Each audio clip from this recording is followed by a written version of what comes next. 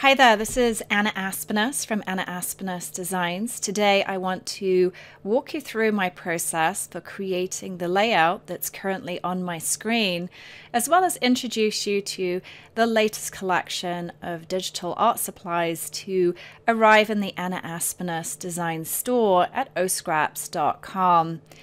Part of that collection is the new ripped paper templates. These are actually a reincarnation of an older series that I retired a few years ago, but essentially they are elements with torn edges to which you can add your own photos and images. They're currently all the rage in artsy digital scrapbooking and digital artistry, and so I'm going to show you how to use them in this video.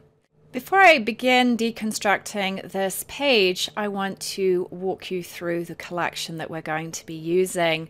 So I'm going to navigate to my digital art supplies, and I've actually grouped the entire collection into a folder called the collection, and you'll notice that within that folder there are 3 different folders pertaining to the ArtPlay palette, and this is because I like to keep them at a certain size to make them easier to download. This particular ArtPlay palette has some large file size papers and transfers, and therefore necessitated 3 folders instead of the typical 2. In the first folder, we have 3 different folders, the brush sets, and you can see that we have a really nice selection of textures here. We've got some paper textures, some really fun small stone textures. There's some paint, some more paper, some really cool blending brushes with some subtle texture. There is some gold leaf brush, some stain style brushes, and so the list goes on. There's a cool edge there which could curve nicely around a photo, and also some art strokes.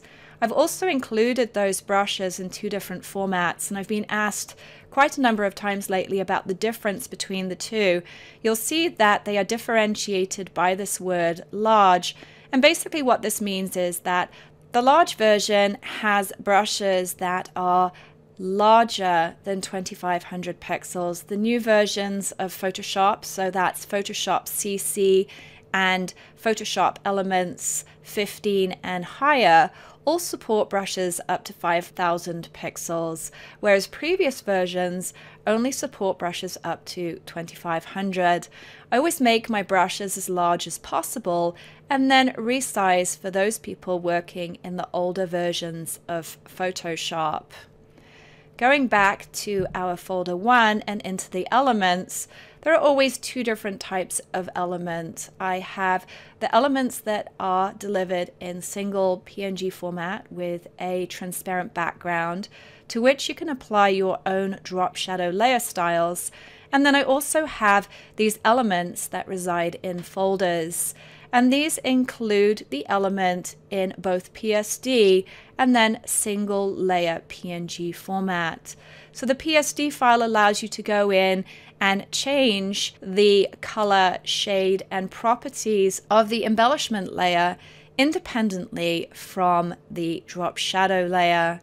And of course, if you are working in programs other than Photoshop or Elements, you can layer these elements up in your own software program.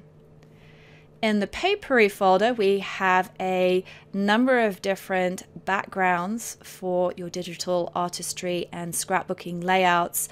There are 4 different artsy papers, and these are really rich in texture and color. There's a lot of metallics in this particular set with some gold leaf and some gold paint.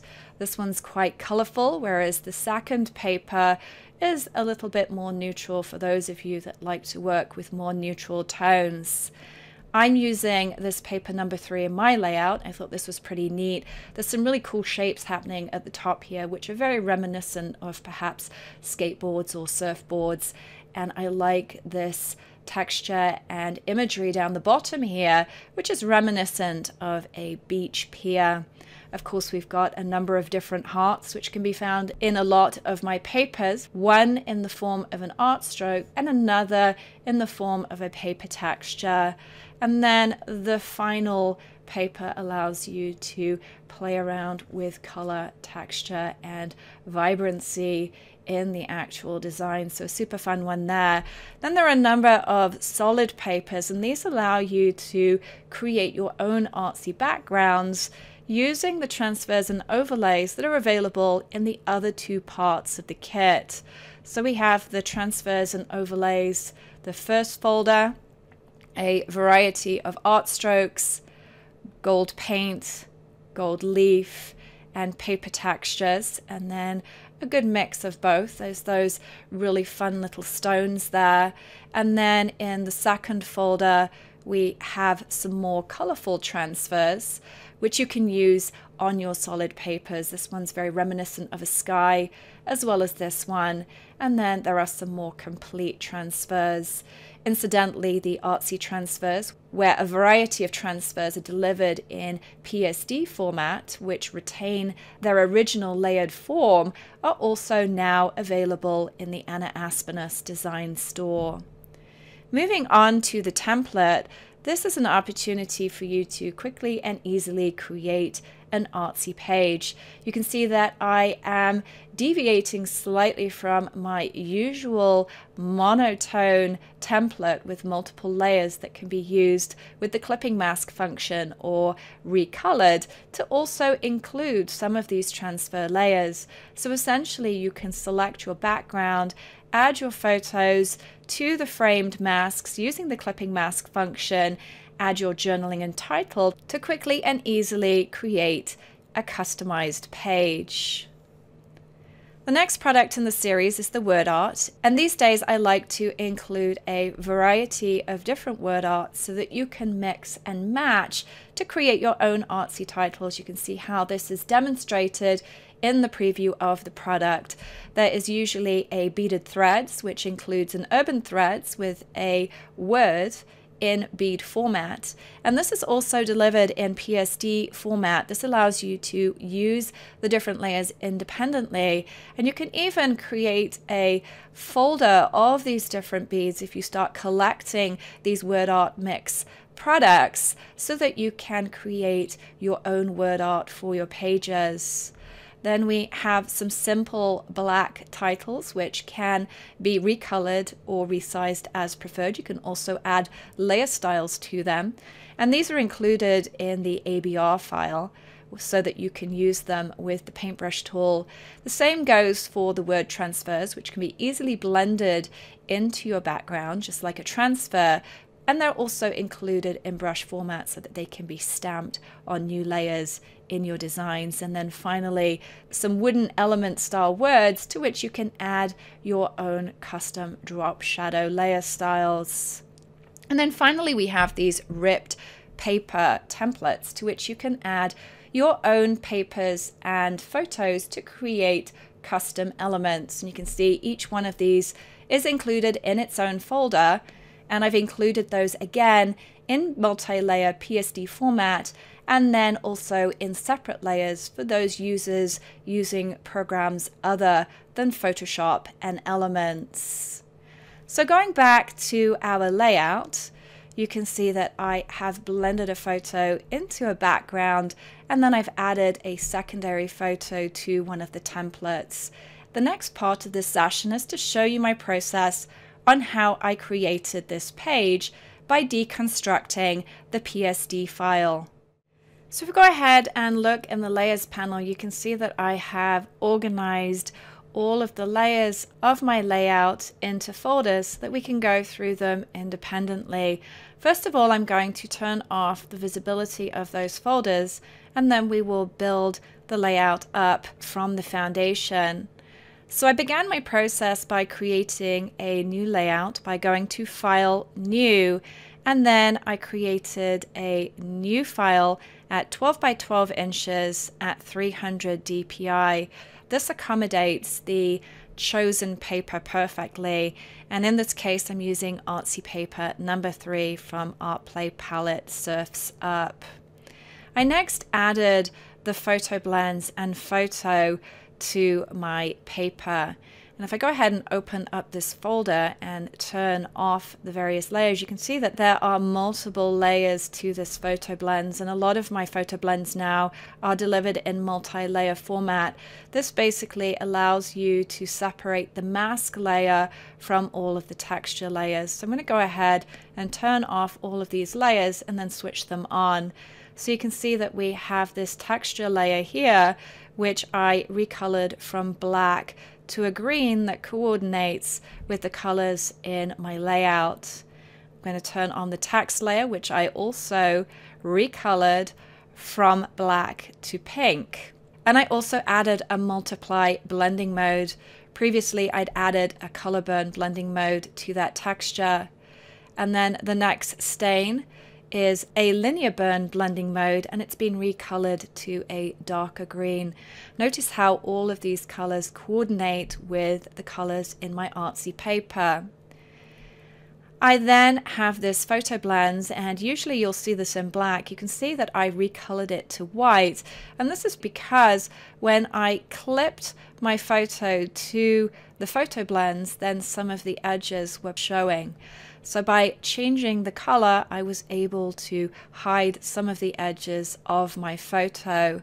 You'll also notice this red area that has been painted on top of the PhotoBlendz. This brings back some of the loss of detail that is present in the idiosyncrasies of the clipping mask. So a lot of the clipping masks have texture, and when you add your photo, that texture might be in a place that masks important parts of your image. So you're going to want to perhaps paint on that mask to bring back the pertinent details of your particular photo.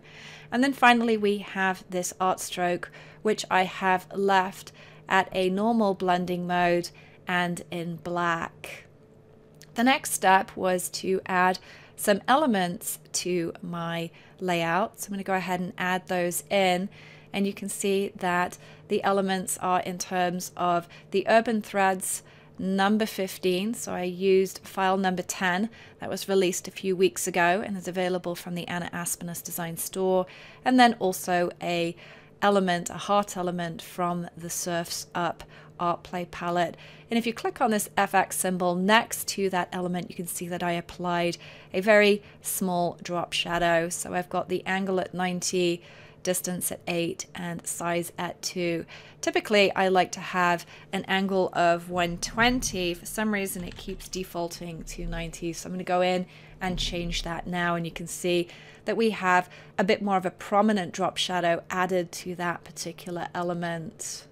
The next step was to add a title, and you can see that I have combined one of the black and white WordArt titles with two of the labeled words that are included in the Elements folder of the ArtPlay palette. And then finally I wanted to add a bit more color to my page, so I added some brushes between the paper layer and the image layer. So I'm going to go ahead and turn that on, and you can see now how I've added some pictorial style brushes to my layout. So we added the palm trees to create an extension of the palm trees in my image. I added this portion of the brush here and masked it so that it would fit in this top portion of my layout. And then I also added a punch of color using some Artsy stain brushes, which are available from the tools category of the Anna Aspnes Designs store at Scraps. The final part of my process is to add a photo that looks like it's been torn. And to do this, I'm going to use the ripped paper templates. And again, these are a reincarnation of an older series of products by Anna Aspnes Designs. And I decided to bring them back because of a number of requests for me to do so. So I'm going to start off by navigating to my ripped paper product, and I'm going to navigate into the second folder where we will use the second template in the series. And if I drag that into the background of my workspace and then select that element, you can see that we have the 3 layers that create that element in our layers panel. I'm going to hold down the Shift key on the keyboard to select all 3 layers. And then with the Move tool selected from the Tools panel, I'm going to drag them onto my page. And you can see that Photoshop has deposited those layers within the Elements folder because that was the last place I had my cursor selected. So I'm going to drag them to the very top of my Layers panel, and I've actually added them into that ripped paper folder. Let's go ahead and delete those existing layers so that we just have our template layers, and then go ahead and turn on the visibility so that we can see that element.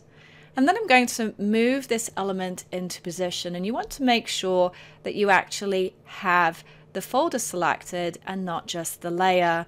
So you can press Ctrl or Command Z or go to Edit, Undo, Move, reselect that ripped folder, and then move that element into position. And you can see that it's currently on top of those elements. We want to bring those elements up above the ripped paper folder. So I'm going to go ahead and drag that up in the Layers panel so that we have them in the appropriate position. The next step is to select the mask layer of the ripped paper template. Go ahead and close out the original, and then we're going to bring in a photo. And I've pre-selected a photo for this purpose. It was an image that I recently took in California outside a skate shop. And so I'm going to drag that into my workspace and then move it over the mask area, and you can see that that photo is way too large. So I'm going to click on the bounding box, hold down the Shift key if you are working in Adobe Photoshop. If you're working in Elements, you're going to make sure that you have that constrained proportions box checked at the bottom of your screen, and this is going to allow you to resize your image proportionately. So you may want to resize it, you may want to rotate it slightly. When you're happy with the transformation, you can go ahead and click on the check mark, and then you're going to close out the original photo and then clip that photo layer to the mask layer by going to Layer, Create Clipping Mask. And now you can see that we have a photo that looks like it's been torn on all 4 edges. You can go in and you can adjust the drop shadow layer, so you could change the color if you wanted to. You can increase the fill or the opacity to make the shadow either stronger or lighter as preferred. I could take this layout one step further and incorporate a second template. Before I do this, I'm going to go ahead and duplicate, go to Image,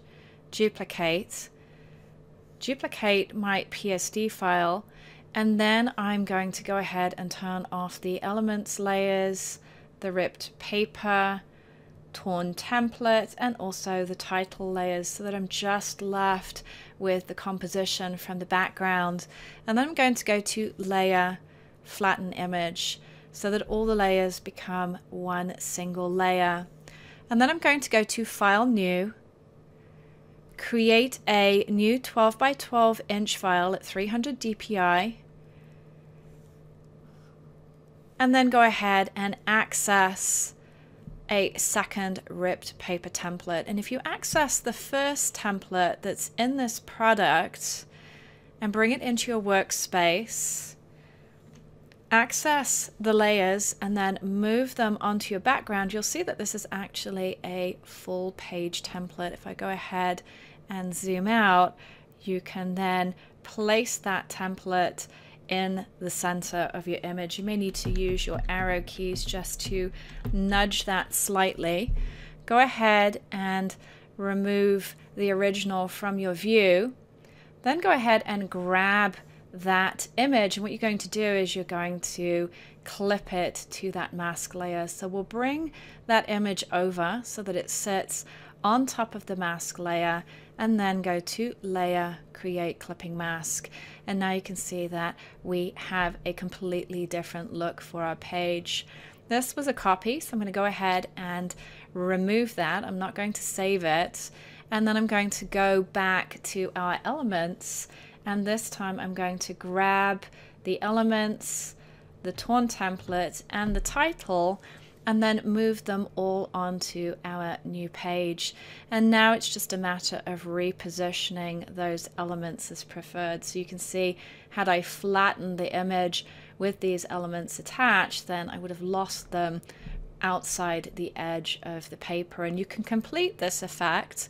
Let's go ahead and minimize that by going to our ArtPlay palette, the papery folder, and then accessing a paper to go into our background. So I'm going to drag this into our workspace and then make sure that we have the background layer selected in our layout, and then move that paper into position. And now you can see how we have created the entire layout with a torn edge. I have a few more things to show you before I go ahead and close this session down. If I navigate now to my team layouts, I'm going to show you a few ways in which they have used the ripped paper templates.